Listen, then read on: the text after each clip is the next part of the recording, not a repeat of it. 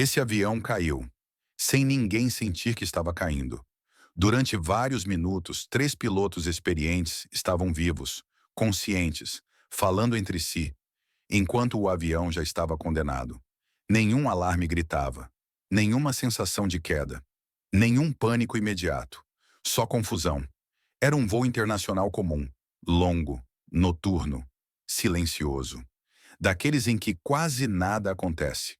O tipo de voo que atravessa o oceano enquanto o mundo dorme. Como manda o protocolo, havia três pilotos a bordo, dois no cockpit, o terceiro descansando, aguardando o rodízio. O avião havia decolado poucas horas antes. Ainda estava pesado, carregado de combustível. Muito combustível. Isso importa mais do que parece.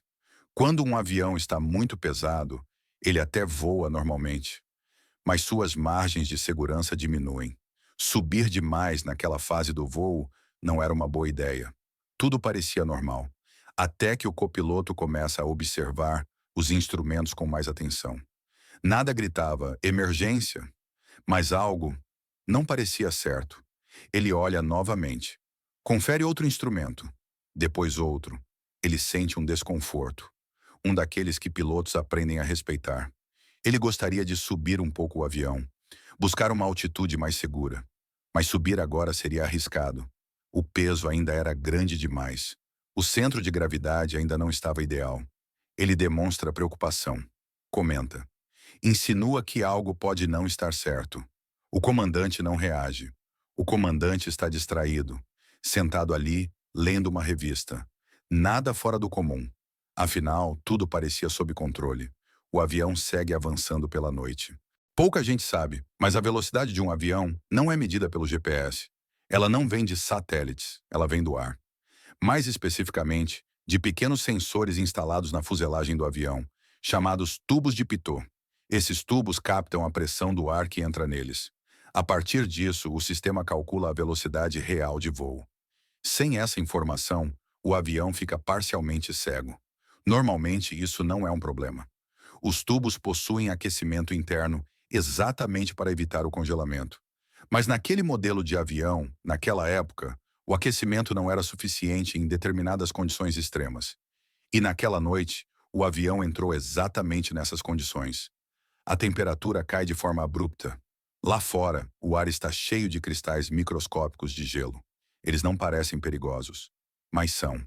Quando atingem os tubos de pitot, congelam instantaneamente. Em segundos, os três tubos de pitot congelam ao mesmo tempo. Os computadores começam a receber dados contraditórios. Cada sensor indica uma velocidade diferente. Para um sistema automatizado, isso é inaceitável. O computador faz a única coisa lógica. Ele se desconecta parcialmente e devolve o controle total para os pilotos. É como se dissesse: eu não sei mais o que está acontecendo. Agora é com vocês. Dentro do cockpit, as coisas começam a ficar estranhas. Os instrumentos já não fazem tanto sentido, mas ainda não há pânico. E isso é o mais perigoso. Já existia um procedimento claro para essa situação. Se toda a informação de velocidade fosse perdida, o piloto deveria manter a potência dos motores, ajustar o nariz do avião em um ângulo específico e simplesmente não mexer mais. Esse procedimento manteria o avião estável, mesmo sem saber a velocidade exata. Era simples, direto e eficaz. Mas só funcionaria se os pilotos soubessem que o problema era exatamente esse. O piloto mais jovem estava no controle naquele momento. Por quê? Por que não o mais experiente? Essa pergunta nunca foi totalmente respondida. Talvez rotina, talvez confiança excessiva, talvez azar. O fato é que, diante da confusão, ele reage por instinto. Ele puxa o manche, tenta subir o avião, tenta sair daquela situação. O avião responde, começa a subir, mas ele está pesado demais. A subida consome velocidade. Pouco a pouco, sem barulho, sem alerta claro, até que algo invisível acontece. O avião entra em stall, mas não do jeito que as pessoas imaginam. O nariz não cai, o avião não despenca. Ele começa a descer, com o nariz apontado para cima. É uma condição extremamente rara e perigosa. E o mais assustador, não há sensação de queda. O corpo humano sente quedas pela aceleração, mas ali não havia aceleração suficiente. Os pilotos não sentem nada. Nenhum frio no estômago, nenhuma pressão estranha, apenas instrumentos estranhos. Um deles indica algo absurdo. Uma descida de mais de 10.000 pés por minuto. O cérebro rejeita essa informação. Isso não faz sentido, eles pensam. Se estivéssemos caindo assim, nós sentiríamos.